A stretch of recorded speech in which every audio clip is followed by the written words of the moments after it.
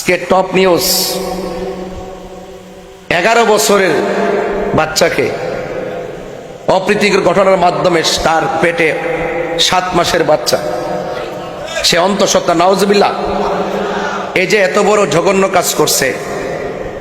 অনেকে বলে আল্লাহর যে মাজারে গান হয়, শরীয়ত বিরোধী কাজ হয়, এই জন্য আমরা যাই এটা ভাঙতাম।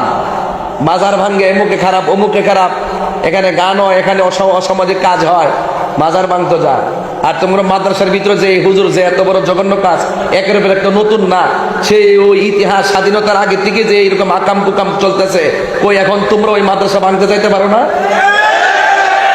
তাই তো বলি যে আমাদের এই বন্ড তাহেরি হুজুর খেপলো কিসের জন্য? মাজার ভাঙ্গার জন্য খেপলো নাকি? হ্যাঁ, এই জায়গাটাই সমস্যা।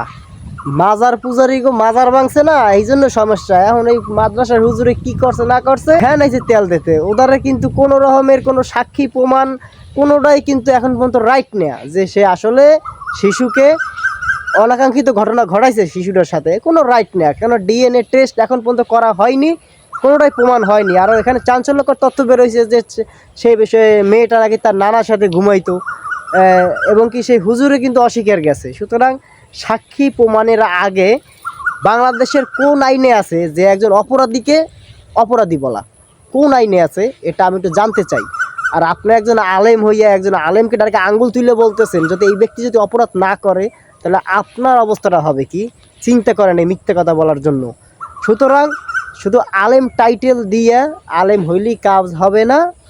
আমি বলবো স্পষ্টভাবে যে আপনি আলেম নামে অবশ্যই একজন জালেম। সবসময় মাজার পূজারী যারা আছে তাদেরকে সাপোর্ট করে যান এবং কি যাইতেছেন। আপনার এই কথার ভিতরে আমরা এটারই আভাস পাইছি। আশা করি পরবর্তীতে নেক্সটে এরকমের মানুষের সম্পর্কে না জেনে কোনো মন্তব্য করবেন না।